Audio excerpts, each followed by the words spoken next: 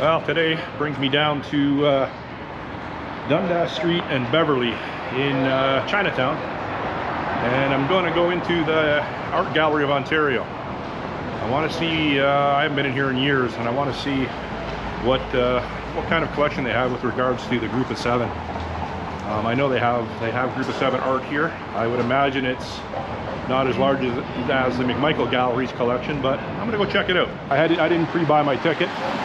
I think it's 30 bucks to get into this place, but we're gonna go find out. Okay, so when I bought my ticket, my GoPro was hooked up to my selfie stick, and apparently you can't bring selfie sticks in here. So I got it in my my crossover bag. That's why it's always handy to carry a crossover bag or any sort of bag. But I'm glad I didn't bring my sling bag, because they have a bag size requirement limit, and my sling bag wouldn't have fit in that. So I'm glad I brought my crossover today. And I'm going up to the second floor because I'm specifically here to root out some Group of Seven art. And I was informed by the nice lady at the counter, the reception, that the Group of Seven was up here. I just wanted to make sure. She was also saying, her name's Karen, she was a nice Karen, and she was also saying that, oh, I see some Group of Seven already. Tom Thompson collection, Canadian art, beautiful. And she was also saying for an extra $10 I can get a yearly pass, which I'm probably going to do that on the way out. Why not?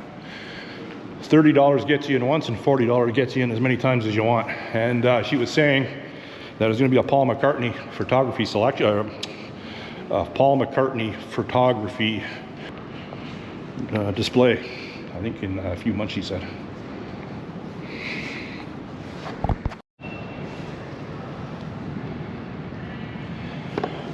We got Lauren Harris here. I'll let you read that. Famous member of the Group of Seven.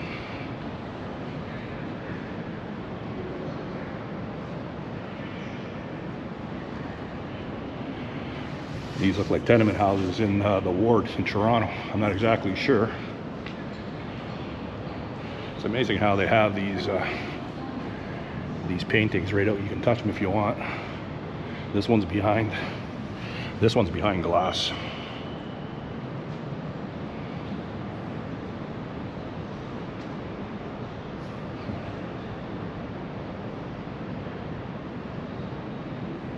Now, what I'm to understand about the Group of Seven that you may or may not know, they painted a lot on wood board, because the reason for that is, and they made them this size, not so big, because a lot of times they were going on canoe and they were painting in the woods.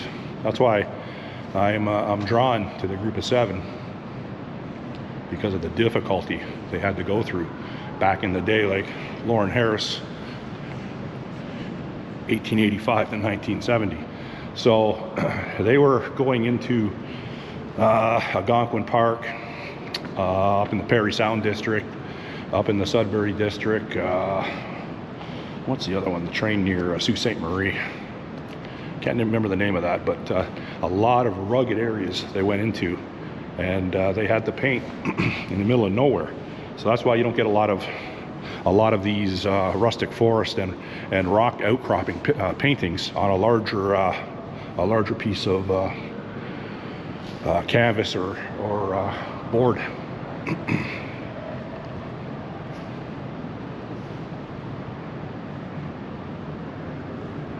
Beautiful. I love this art. By far, the Group of Seven is my favorite art.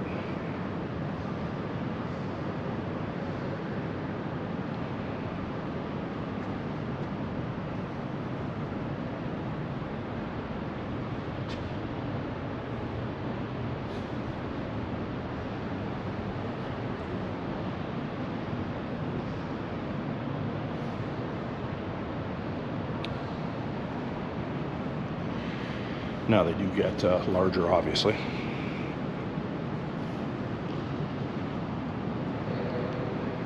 So this is a nice display to come into immediately. The Tom Thompson art gallery area.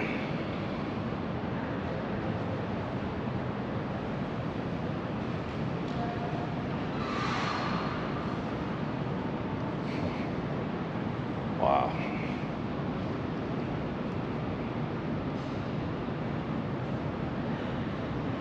Look at this one here.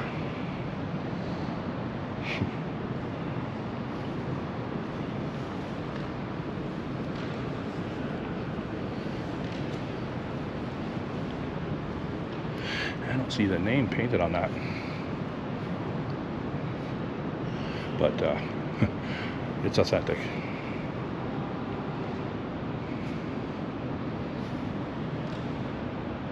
Beautiful. Now I also don't know what mountain chain this is. Not sure. I'm not an in-depth historian on the Group of Seven, but I'm thinking got to be out in the East Coast, right? Because we have some icebergs.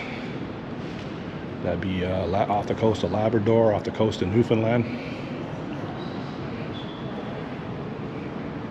That's different. That doesn't really appeal to my taste, this one, I have to say. But to my right, this one certainly appeals to my taste. This looks like something in the Highlands in Algonquin Park.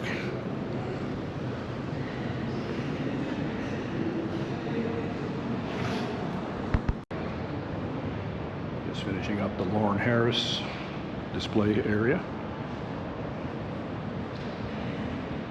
That's beautiful. They're all beautiful. This is a large one. Beautiful.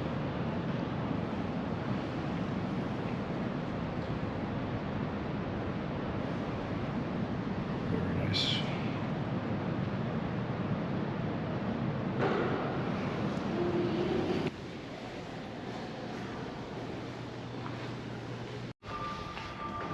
Obviously the architecture here is quite impressive. I don't know what they call this hall here. Just came out of the Tom Thompson gallery.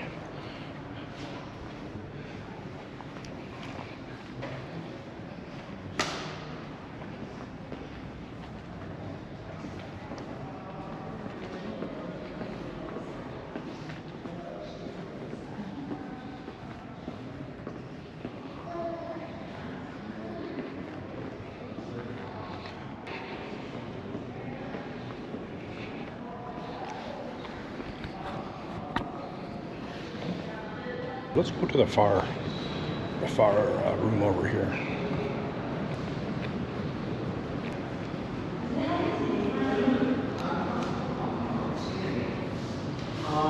Okay, here we go. It's a Tom Thompson right there.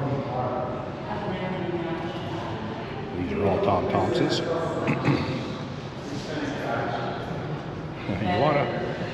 These are all behind glass. Tom Thompson's. I almost tell his style. Beautiful. He's my favorite. Lorne Harrison's is a close second.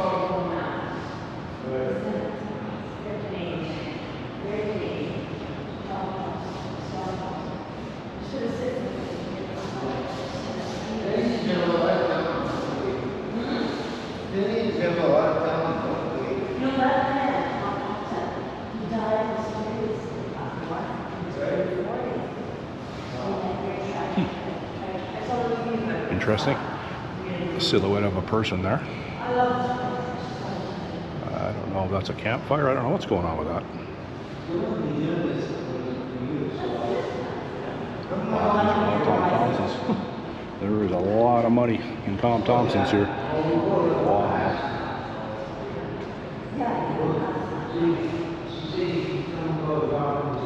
Very nice, this one here. Oh, they're all spectacular, really. Tom Thompson, I'm not sure what year he died, but he drowned up on a lake. I believe it was in Algonquin. And I'm not sure if they ever found his body. I'm not sure about that.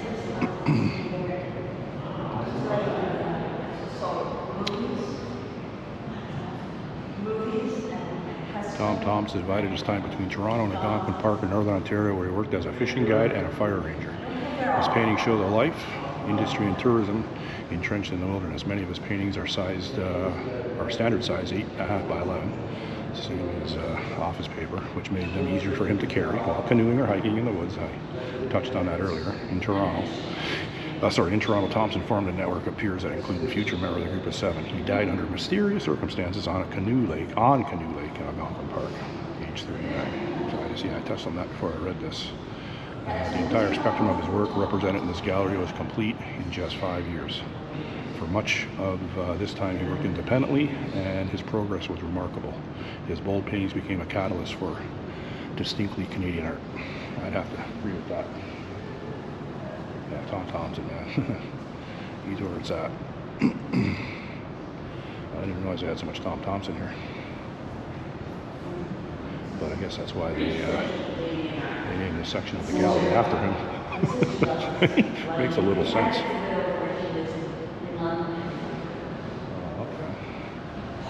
Oh, the other person I was thinking about earlier, this came to me. At Killarney Provincial Park, my brother and I, we did 6 kilometers of the Lacouche Silhouette Trail last year. And his name is Franklin Carmichael. And yeah, so his name escaped me earlier. But I haven't seen any Franklin Carmichael here yet. This whole area here is dedicated to Tom Thompson. Money on these walls, unbelievable. And obviously, it's a world famous art gallery. They're not going to have anything here that's not less than spectacular. Excuse me. That's an interesting piece. Kind of unique.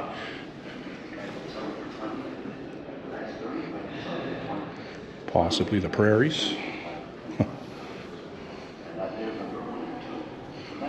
That's nice.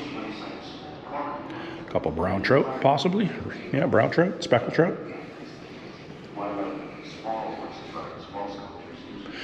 This painting here is titled "The Morning After a Merrymaking in Lower Canada." C. Craigoff, 1857.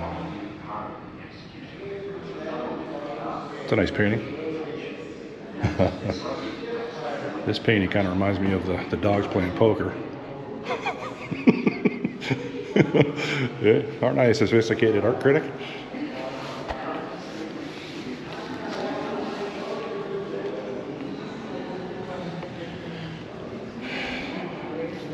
So we got some West Coast Indigenous art. What do we have here?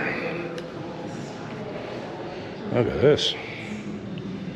That's quite the double-edged dagger. Very nice. Arts of the Raven.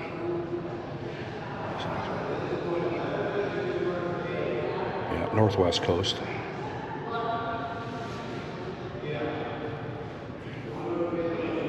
Yeah, this art appeals to me. I like the Pacific Northwest style of Indigenous First Nations art.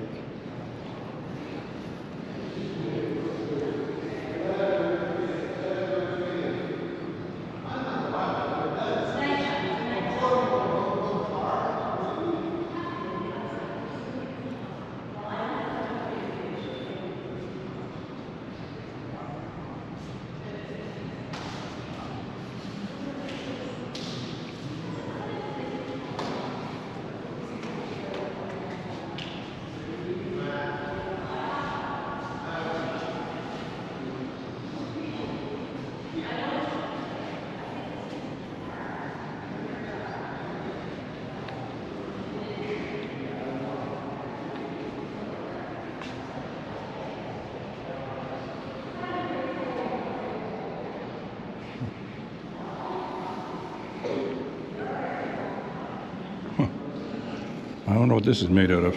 Would it be walrus tusk? A whale bone? Looks like it's quite old. Nice, very nice.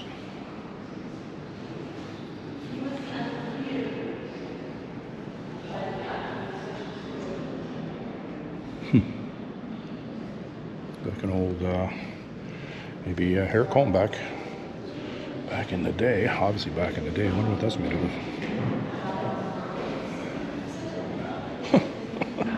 And I don't get that. But I'll do a little research on this.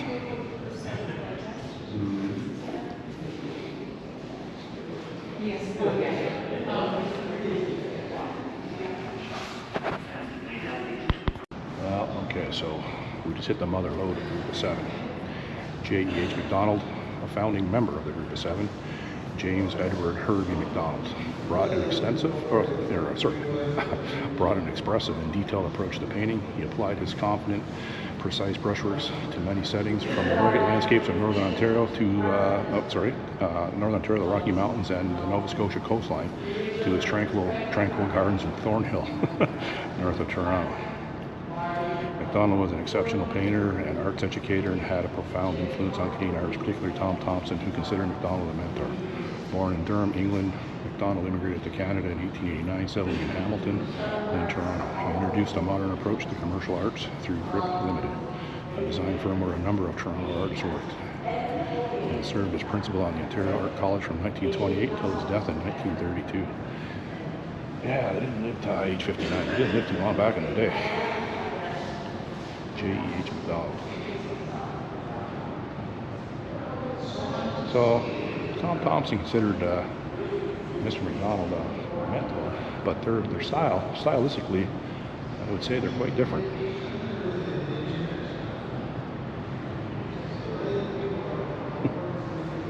Where would this be? This would be what? Oh, it probably says right on it.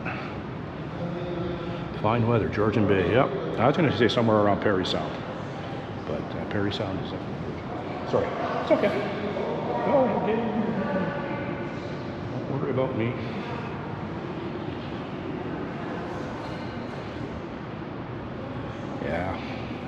Yeah. This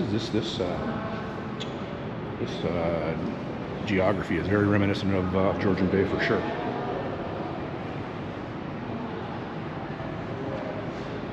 Yeah, look at it a bit more in depth. Definitely some Tom Thompson was influenced by J.E.H. MacDonald.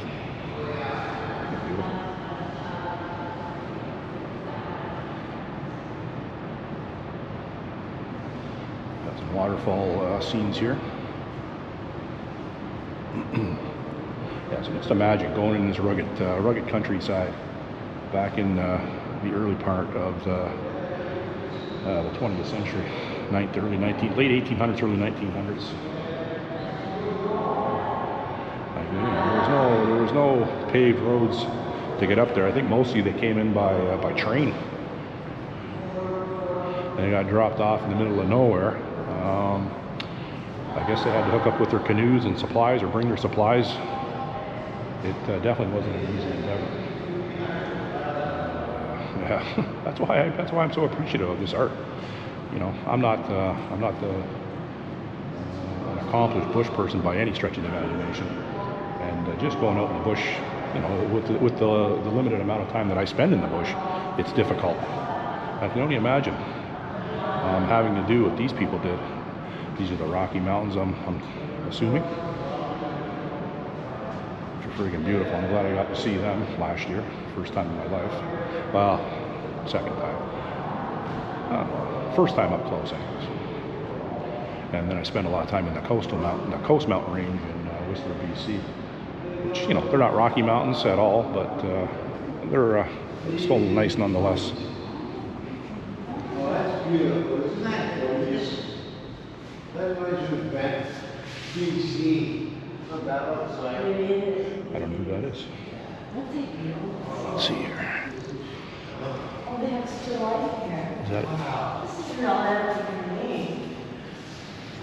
Oh, they got it in the lower there.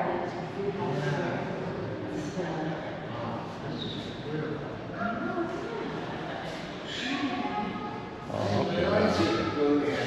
So this painting here, Never been here in your life? I can't see who the artist is, but that painting is very familiar.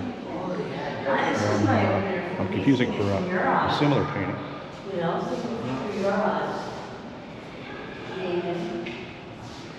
Okay, the Group of 7. These Toronto-based artists chronicled the far reaches of Canada, creating powerful images that change the way Canadians perceive their own country. The original members of the Group of 7 were Franklin Carmichael, Lauren Harris, A.Y. Jackson, Frank Johnston, Arthur Lismer, J.E.H. McDonald, and F.H.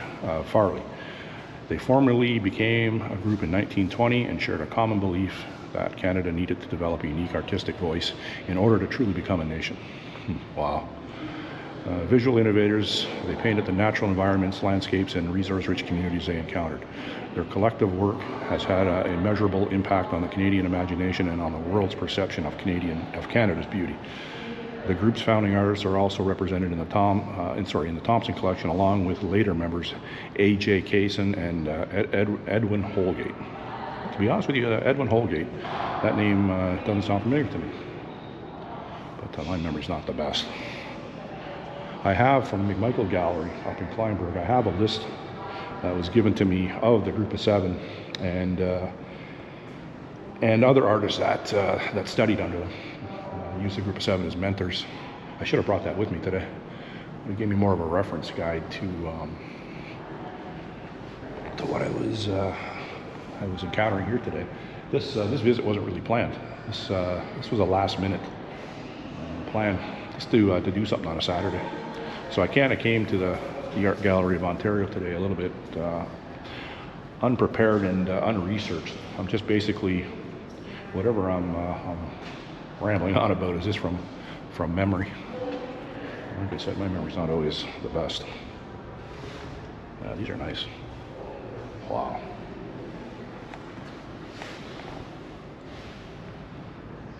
Okay, so this is Franklin Carmichael. So also the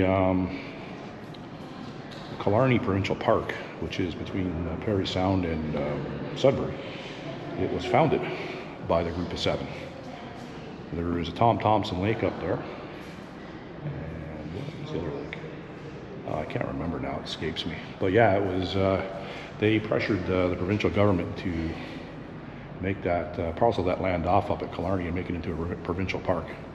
So a lot of the paintings that the Group of Seven painted are based on that area. And when I was up there with my brother, I believe it was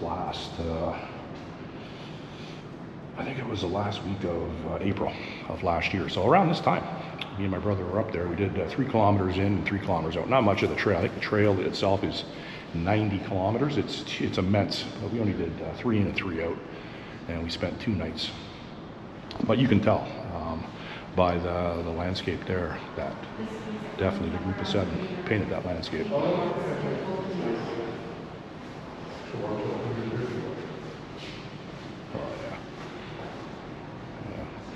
See something like this piece here, that is very familiar with my visualization of the lake my brother and I stayed at.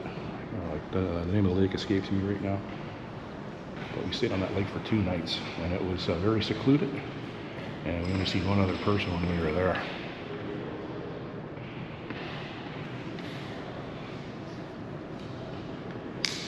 One thing I should have did, I should have set my camera settings when I turn it on and off to silent, because it's quite loud.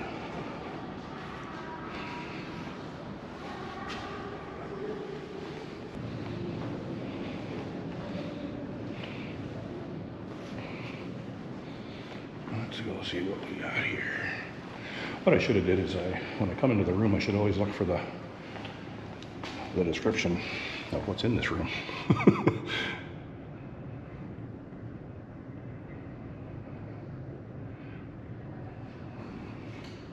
Oh, this is nice. Look at this. Oh, I like that. That I do like. I like the frame too, with the old barn board. Oh yeah, that's nice. Oh, I do like this art.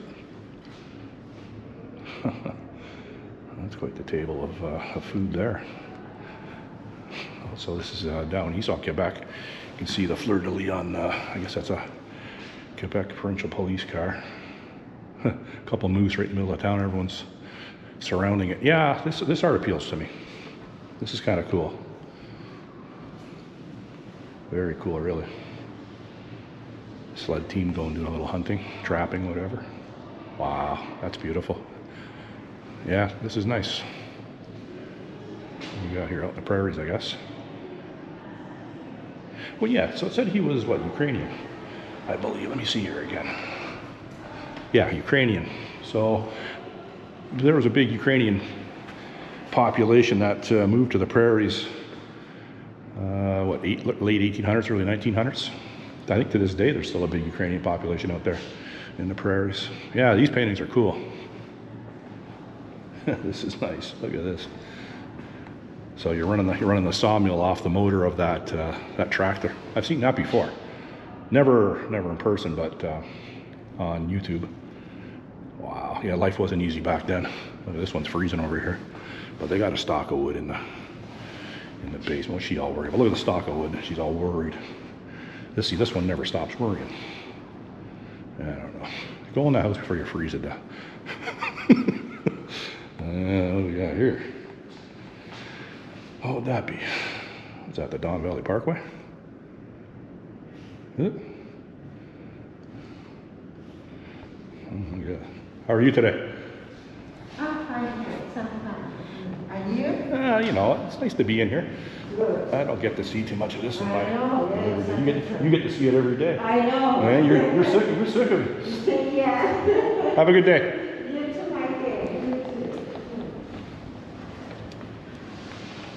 I don't think I got her on camera, but I might have. It's a security guard there. Nice lady. Try to make friends with all the staff. You know what? I'm gonna spring that extra $10 and I'm gonna upgrade my ticket to a season's pass. Take a shot at the champ for an extra 10 because I'm not gonna get through this whole gallery today.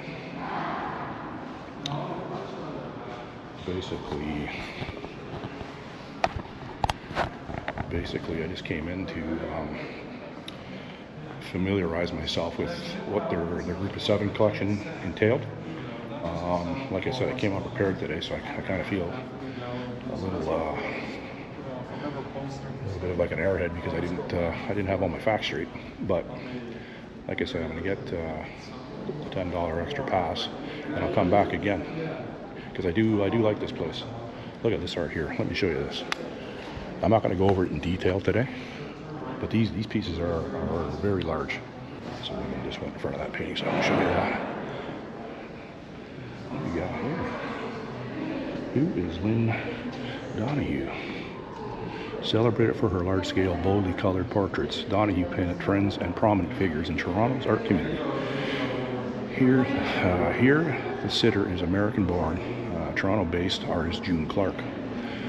Arresting and affectionate, this portrait is a celebration of artist friendship and networks. Clark shared as I sat for her. Lynn created the painting over a few weeks in the summer of '91. In December of '91, I turned 50. As a surprise, my husband bought the painting for me from Lynn for my birthday. Nice present.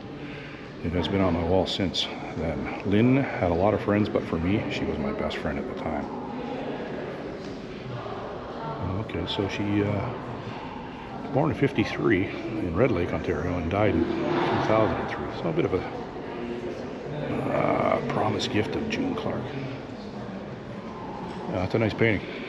Very nice. Can you imagine? That is nice. And it's massive. I would say it's 9 to 10 feet across and 5 feet in height. It's a massive painting. Got the old bay blanket here. Uh-oh, what's going on here? Looks like a very serious, what we got over here? Edgar Allan Poe up in here? I'm going to read up on this painting. Hold on 1 second. Rosalie Favell. In this work, Métis artist Rosalie Favell depicts herself as Dorothy. Oh, okay. From The Wizard of Oz. Wrapped in a Hudson Bay blanket.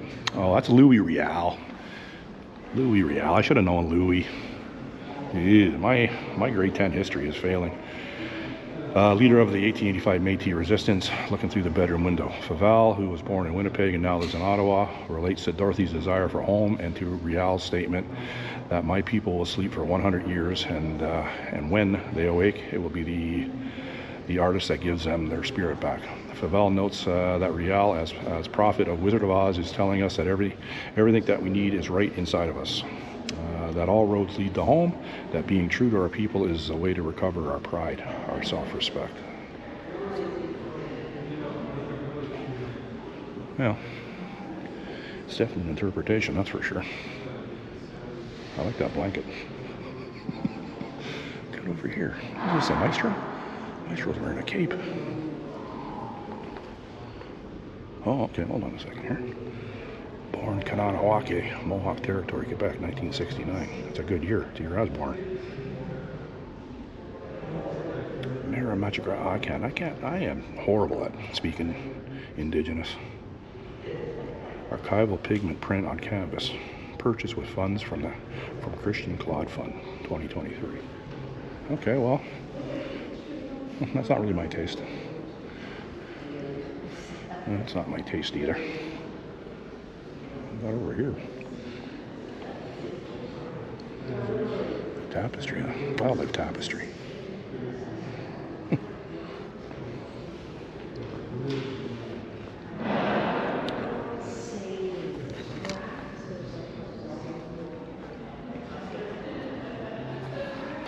Well, no offense, but I think I could paint this.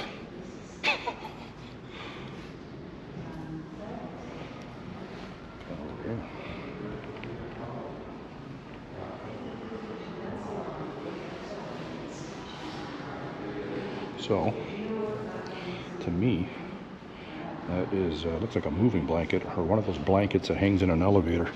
It's got the grommets on it. So this is like when you're moving into a condo or an apartment, they put this on the wall, and someone painted it. Art's very interpretive for sure. We have over here. Yeah, I really like this too. Like this type of art. Yeah, this is nice. Anything to do with the Northwest. This is Northwest Territories. That name does sound familiar. I think they, you know what? I'm almost certain they have this. I'm not trying to pronounce that last name. They have this this artist at the McMichael Gallery as well. The McMichael Gallery in Kleinburg is not exclusively Group of Seven, but it is primarily associated with Canadian artists. But they do have a large Group of Seven collection there, and I believe 6 of the Group of 7 artists are interred on the property. 5 or 6, including the McMichaels, are interred there as well. 100-acre parcel. If you haven't been to the McMichael Gallery in Kleinburg, I highly recommend that. I'm actually going to, after this room here, I'm going to conclude my tour of the AOG today, because I will be coming back a little more prepared next time. But yeah, all this is very nice. What do we got here?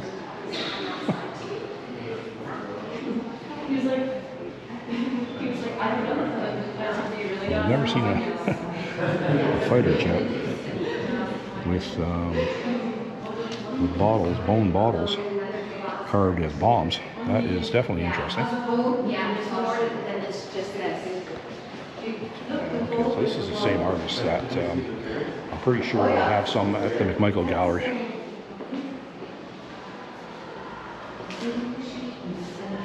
Tuk, Northwest Territories.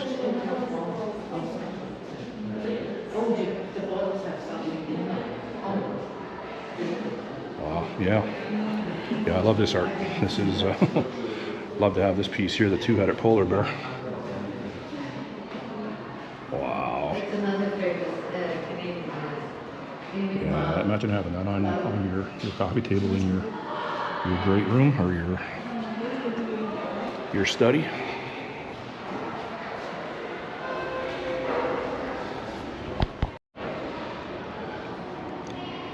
Obviously, from what you can see in the video, the architecture here is quite impressive. I'm going to walk my way out of here and back down to the front reception area and upgrade my ticket, like I said earlier, to the season pass. I don't know what they call it, but that's what I'm calling it, season pass. And continue my day. I have a couple of other places to get to today. It's maybe 1 o'clock in the afternoon once I get out of here. And yeah, I don't exactly know where I'm going, but I'm going to spend the day trying to enrich myself with knowledge and culture.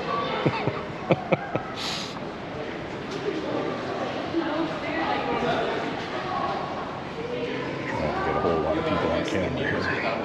Do you want to go see the mayor? Looks like the tour bus of kids just showed up.